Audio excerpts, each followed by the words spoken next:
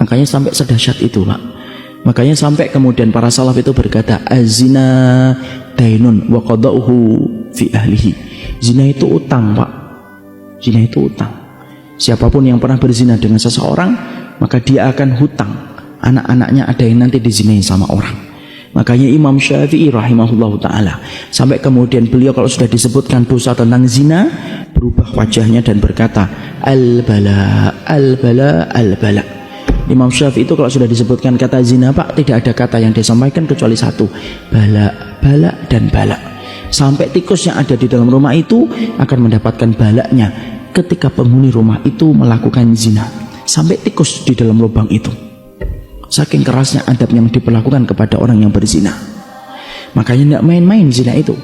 Makanya sampai orang yang bertobat sekalipun kalau sudah berzina, Pak, kalau sudah bertobat itu tidak menghapuskan jejak zinanya.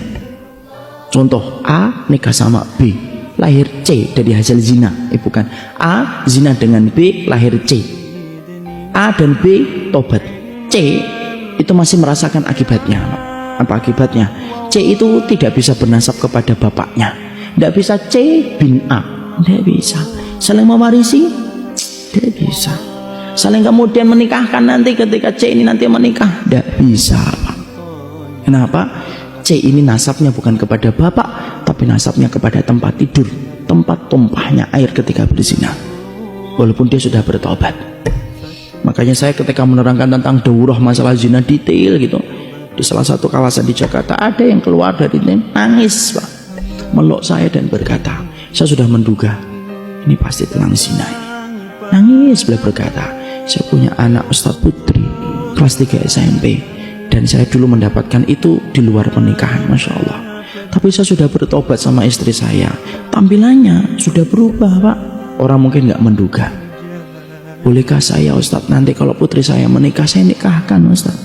Tidak bisa, Pak. Kalau saya bisa hapuskan hukumannya, saya hapuskan, Pak. Tapi hukum Allah tidak bisa dihapus.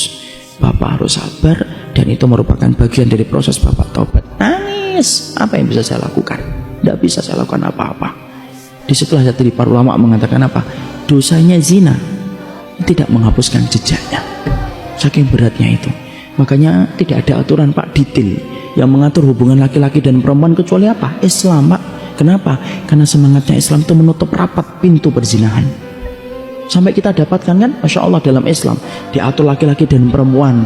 Sampai di masjid perempuan harus di belakang, laki-laki di depan. Perempuan ketika mengingatkan imam tidak boleh dengan suara, tapi harus dengan telapak tangan begini. Laki-laki baru boleh dengan suara supaya tidak menimbulkan fitnah bagi laki-laki ketika mendengar suara itu. Bapak kalau jalan tidak boleh di belakang perempuan, Pak, kalau menurut salafus saleh itu. Karena sesungguhnya para ulama itu mengatakan kafa bil aib, cukuplah orang itu aib kalau kemudian dia jalan di belakang perempuan, Pak. Kenapa? Orang yang jalan di belakang perempuan, setan itu nempel pada belakang perempuan dan menjadikan belakang wanita itu tampak indah. Masya Allah, sampai segitunya, Pak. Makanya kalau bapak jalan tiba-tiba di depannya akhwat-akhwat, tolong malah jangan dinikmatin di belakang, disalib akhwatnya. Dan akhwatnya itu kalau disalib jangan GR, ih ikhwannya ngejar saya, bukan ngejar kamu, dia mau nyalip kamu supaya kemudian tidak di belakangnya. Masya Allah, Pak. Sampai urusan itu, sampai bapak ketika punya istri boleh nggak mesra-mesra di depan orang? Nggak boleh, Pak. Mencium jidat istrinya di depan orang, ciuman, walaupun itu istrinya. Lu itu istri saya sendiri, Ustadz. Lu yang bilang istri tetangga itu ya sopo. Tapi tidak boleh, karena Nabi tidak boleh, karena Nabi tidak pernah memperlihatkan kemesraan itu di depan rumah. Semua kemesraan itu di balik rumah, di balik pintu. Mau apapun di balik pintu silahkan, tapi kalau di luar pintu tidak boleh. Kenapa? Untuk menjaga hati orang yang punya penyakit kotor supaya tidak tertarik untuk melakukan zina gara-gara melihat pemandangan itu. Coba sampai sedetail itu. Kenapa? Supaya menghindarkan orang dalam zina.